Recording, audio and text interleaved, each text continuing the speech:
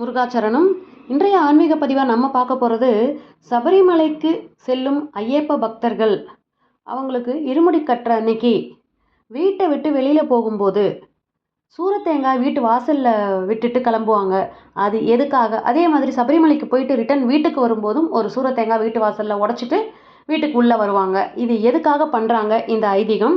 இதை நம்ம தெரிஞ்சுக்கிறதுக்காக தான் இந்த ஆன்மீக பதிவு.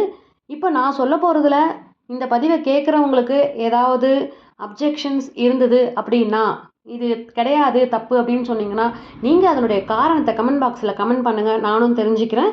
வாங்க இப்போ பதிவுக்குள்ளே போகலாம். வருஷா வருஷம் சபரிமலைக்கு போகிற பக்தர்கள் கல்லையும் முள்ளையும் காலுக்கு மெத்தையாக மிதித்து கடந்து சுவாமி ஐயப்பனை தரிசிக்கிறதுக்காக போகிறாங்க. அந்த மாதிரி அவர்கள் கடினமான காட்டுப்பகுதியை கடந்து வரும்போது ஐயப்பன் அவர்களுக்கு காவலாக இருக்கிறாரு. ஆனால் அந்த ஐயப்பனின் பக்தர்கள் வீட்டை காவல் காப்பது யார்? அது பற்றி உங்களுக்கு ஏதாவது தெரியுமா? அதை பற்றி தெரியாதவங்களுக்காக தான் இந்த பதிவு. ஐயப்ப பக்தர்கள் சபரிமலைக்கு போகிறதுக்கு முன்னாடி வீட்டில் ஒரு சிதறு தேங்காய் உடச்சிட்டு தான் கிளம்புவாங்க. அதே மாதிரி சபரிமலையில் இருந்து வீடு திரும்பியதும் வீட்டில் தேங்காய் உடைத்த பின்னரே வீட்டு வாசலில் தேங்காய் உடைச்சதுக்கப்புறமா வீட்டுக்குள்ளே நுழைவாங்க.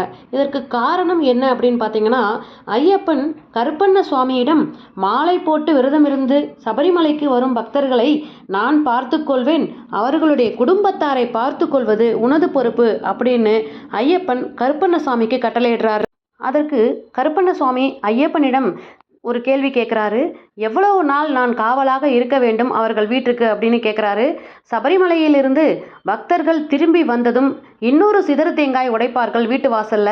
அந்த தேங்காய் சத்தத்தை கேட்டதும் நீ கிளம்பலாம் என்று ஐயப்ப சுவாமி கருப்பண்ண சுவாமியிடம் சொல்கிறாரு. சபரிமலைக்கு போயிட்டு திரும்பி வரும் வரை அந்த பக்தர்களின் வீட்டில் காவலாக இருப்பது கருப்பண்ண சுவாமி தான். அதனால் தான் சபரிமலைக்கு போகும்போதும் சபரிமலையிலிருந்து திரும்பி வீட்டிற்கு வந்ததும் தேங்காய்கள் உடைக்கப்படுகின்றது. ஐயப்பன் வழிபாட்டில் தேங்காய் இன்றியமையாததாக சொல்லப்படுகின்றது. இருமுடியில் நெய் தேங்காய் கட்டி எடுத்து சென்று தேங்காயை உடைத்து நெய்யை மட்டும் எடுத்து ஐயப்பனுக்கு அபிஷேகத்திற்கு கொடுப்பார்கள். இதில் தேங்காய் என்பது நமது உடல், நெய் என்பது நம்முடைய ஆன்மா அப்படிங்கிற பொருள்.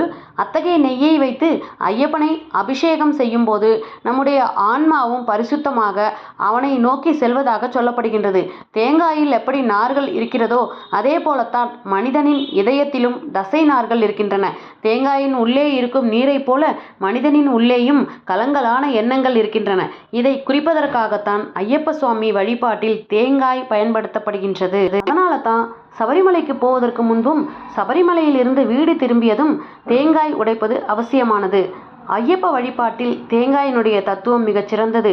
தேங்காய் மனித உடல், உள்ளே இருக்கும் நெய் ஆன்மா. ஐயப்பன் மீது நெய் அபிஷேகம் செய்யப்படுவதன் அர்த்தம் நமது ஆன்மா சுத்தமடைந்து பரமாத்மாவை நோக்கி செல்வதை குறிக்கின்றது. தேங்காய் நார்கள் மனிதனுடைய இதய தசை நார்களாக இருக்கின்றது. தேங்காயுடைய நீர் பார்த்திங்கன்னா நம்மளுடைய மனசில் இருக்கிற கலங்கல்கள் அதை உடைப்பது, எல்லா அழுக்கையும் உடைச்சி பரிசுத்தத்தை நோக்கி நம்ம செல்றதுக்கான அடையாளம் தான் தேங்காயை உடைக்கிறது. சபரிமலையினுடைய பக்தியினுடைய சீரிய மரபு இது. வெறும் சடங்கு இல்லைங்க. ஐயப்பன் கருப்பண்ண சுவாமியுடைய அருள் காப்பு இணையறதோட சக்தி. சுவாமியே சரணமையப்பா. இது போன்ற ஆன்மீக தகவல்களை பெற நம்ம சேனலை உடனே சப்ஸ்கிரைப் பண்ணி சப்போர்ட் பண்ணுங்கள். இந்த பதிவு பிடிச்சிருந்தா இந்த பதிவுக்கு ஒரு லைக் கொடுத்துட்டு உங்கள் ஃப்ரெண்ட்ஸ் அண்ட் ஃபேமிலிக்கு ஷேர் பண்ணி பாருங்கள். மீண்டும் ஒரு அடுத்த பதிவில் சந்திக்கிறேன். நன்றி, வணக்கம்.